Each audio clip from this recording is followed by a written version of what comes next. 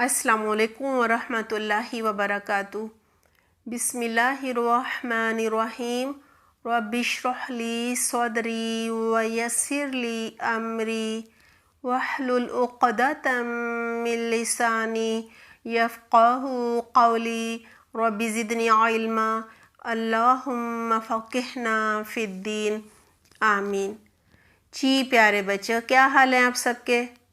امید کرتی ہوں آپ سب بالکل خیریت سے ہوں گے اور قرآن سے اللہ سبحانہ تعالیٰ کی پہچان کر رہے ہوں گے۔ اور بچوں، آپ کو اندازہ ہو رہا ہوگا کہ اللہ سبحانہ تعالیٰ ہم سے کتنی محبت کرتے ہیں، ہماری ہر ضرورت کا خیال رکھتے ہیں، ہماری ہدایت کی بھی فکر کرتے ہیں، اور اللہ سبحانہ تعالیٰ نے ہمارے لیے بے شمار نعمتیں بنائی ہیں، اور ہمیں یہ بھی بتایا ہے کہ ان نعمتوں کا استعمال کس طرح کرنا ہے اور ان کا شکر کس طرح ادا کرنا ہے۔ انشاءاللہ بچوں، اب ہم نعمتوں کے ذریعے اللہ سبحانہ تعالیٰ کی پہچان بھی کیا کریں گے اور یہ بھی جانا کریں گے کہ ان نعمتوں کا شکر کس طرح ادا کرنا ہے۔ آئیے پیارے بچوں، پارہ نمبر 2 کا آغاز کرتے ہیں۔ سورۃ البقرہ آیت نمبر 143 کا ترجمہ ہے، اور اسی طرح ہم نے تمہیں ایک امت وسط بنایا ہے تاکہ تم دنیا کے لوگوں پر گواہ ہو اور رسول صلی اللہ علیہ وآلہ وسلم تم پر گواہ ہو۔ جی پیارے بچوں، اس آیت میں ہم مسلمانوں پر اللہ سبحانہ تعالیٰ کا بہت بڑا احسان نظر آ رہا ہے۔ اللہ سبحانہ تعالیٰ فرما رہے ہیں، اے مسلمانوں، تم امت وسط ہو، یعنی اعلیٰ اور اشرف ہو، درمیانی امت ہو، عدل و انصاف کرنے والے ہو، ہر چیز میں اعتدال کا یعنی درمیانہ راستہ اختیار کرنے والے ہو۔ جی بچوں، آپ کو پتہ ہے نا، نبوت ختم ہو گئی ہے، اب کوئی نبی نہیں آئے گا، لہٰذا اب ہماری ذمہ داری ہے کہ اللہ اور رسول کا پیغام دوسرے لوگوں تک پہنچائیں۔ جی بچوں، اس آیت میں اللہ سبحانہ تعالیٰ فرما رہے ہیں، اے مسلمانوں، تمہیں امت وسط اس لیے بنایا گیا ہے تاکہ تم لوگوں پر گواہ رہو اور رسول صلی اللہ علیہ وآلہ وسلم تم پر گواہ ہوں۔ آئیے اس کو سمجھ لیتے ہیں کہ گواہ ہونے سے کیا مراد ہے۔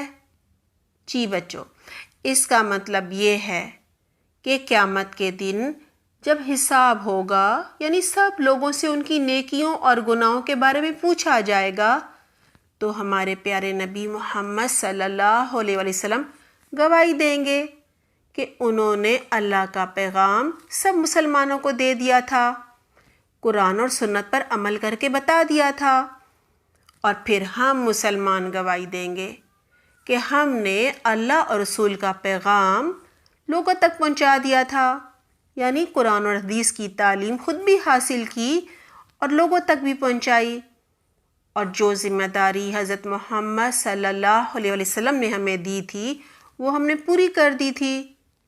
جی پیارے بچوں، ہمارے لیے امت وسط ہونا ایک بہت بڑا اعزاز ہے، اللہ کی طرف سے دیا گیا انعام ہے۔ دعا ہے اللہ سبحانہ تعالیٰ ہم سب کو بہترین طریقے سے قرآن و سنت کو سیکھنے اور دوسرے لوگوں کو سکھانے کی توفیق عطا فرمائے تاکہ ہم امت وسط ہونے کی ذمہ داری کو پورا کر دیں، آمین۔ جی بچوں، سورۃ البقرہ کی آیت نمبر 148 میں ہے، ہر ایک کے لیے ایک رخ ہے جس کی طرف وہ مڑتا ہے، بس تم بھلائیوں کی طرف یعنی نیکیوں کی طرف سبقت کرو، یعنی پہل کرو، جہاں بھی تم ہوگے اللہ تمہیں پالے گا، بے شک اللہ ہر چیز پر قدرت رکھتا ہے۔ جی بچوں، اس آیت میں اللہ سبحانہ تعالیٰ ہم مسلمانوں کو ہماری زندگی کا مقصد بتا رہے ہیں کہ ہمیں کیوں پیدا کیا گیا ہے، ہمیں زندگی کس طرح گزارنی ہے۔ کہا جا رہا ہے ہر انسان کی زندگی کا کوئی نہ کوئی مقصد ہوتا ہے، لیکن ہم مسلمانوں کی زندگی کا مقصد ہے فاستبقوا الخیرات، یعنی نیکیوں میں پہل کرنا، نیکیوں میں دوڑ لگانا۔